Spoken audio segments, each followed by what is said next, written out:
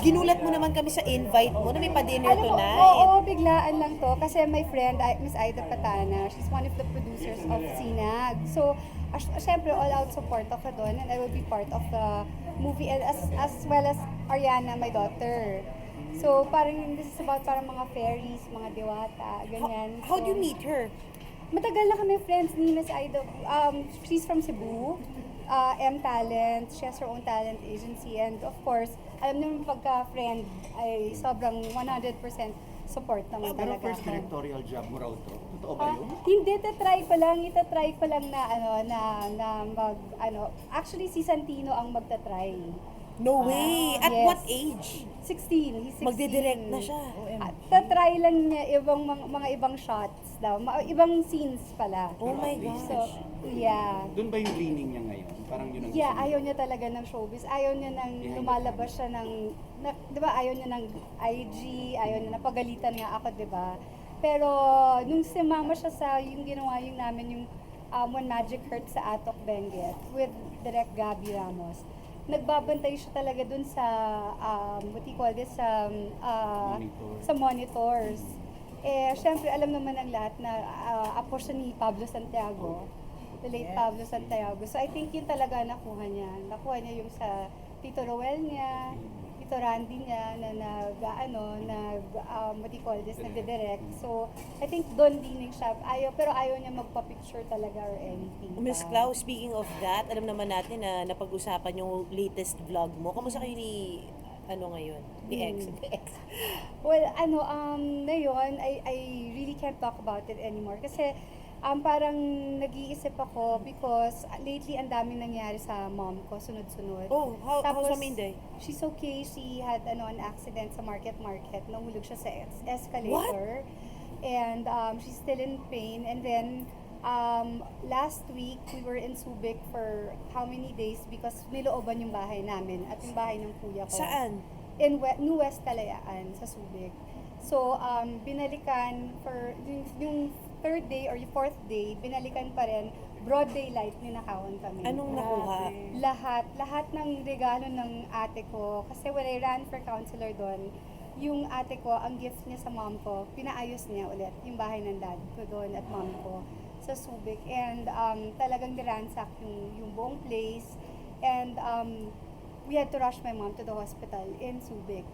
So ngayon, inuuna ko muna alagaan yung mom ko bago muna yung mga kaso-kaso na yan. So parang, ang ano ko muna is yung mom ko na muna. And now I know Santino and Sabina, they're quite old. How are they accepting things? How did you explain it to them? How did they move on? Matagal na nilang alam naman.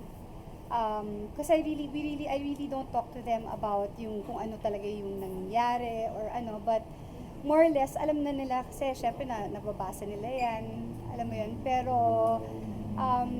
of course sila, syempre they're very supportive na whatever you have to do, mom, you just go and do it. But now, syempre nag-iisip ako talaga mabuti kung kasi dapat unahin ko muna yung mom ko. So, iaano ko muna sa ngayon, isasantabi ko muna kasi I really have to focus on my mom. And also you're doing a movie, you're also going back talaga Yes. and being active. And just a little bit of segue dito sa film na to. Bakit may pideya? Nagulat kami, may pideya dun sa taas. Oo.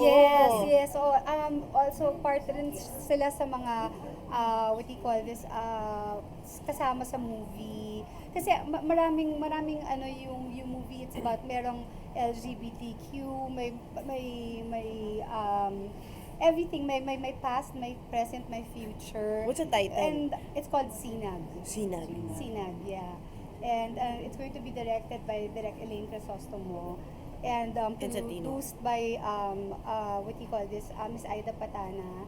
She's from she owns M Talents from Cebu, and yun nga, tagal na kami magkaibigan talaga.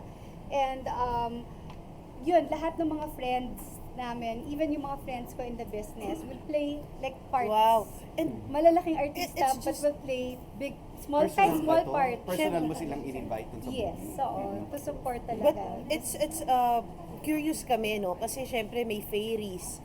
Tapos may pideya. Ano ba to? Hallucination ba ito? Ano ba yung Actually, storyline? i-explain pa lang ni Direk yung Okay, story. okay. Hindi ko siya ma-explain mabuti kasi ngayon pa nahihirapan ako sa lalim ng Tagalog. Okay.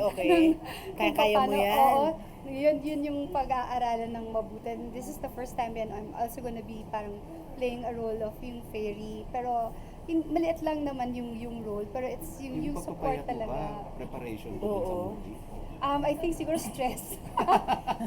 Umayat ka dahil sa Stress, yeah. So much stress. Bakit? Because of yun nga, yung what's Mommy and I. happening kay mom, sa mom ko. Eh, nalooban pa kayo. Nalooban pa kami. And yun nga, so sana nga yung mga nakaupo sa Subic at Olonga po, sana naman mas maging vigilant kayo kasi I almost lost my mother because of this. Hindi pa nahuli. May inside job yan. Tingin Inside job mo? yan. Oo. I Ano mean, para habol nila? balik ka rin. Wait, last na lang. Wait, hold on. Miss Clau, yun nga, no, nag-open up ka rin kay OG about your bout in rehab before. Yes, Okay, oo. can we, like, are we gonna talk about it? What do you wanna say about, may connection din ba to sa film na to? Walang connection at all. This film, I think, will parang address a lot of things, like lahat, mental illness, depression. Yung rehabilitation na pinuntahan ko wasn't for drugs, but was for PTSD, post-traumatic stress disorder. Because of the traumas that na Siguro kailangan pinagdaanan. linawin yung flow kasi Oo, lumalabas inisip Pag ko kasi tama. sinabing rehab drugs eh. Oo. Oo. Hindi ganun ang rehab talaga. And it's nice kasi meron na yata tayo ditong ganun. Yung for yung PTSD. yeah, I think somewhere in Palawan. Oo. Oo, Where so, did you go? I went to Koh Chang and I went to Chiang Mai.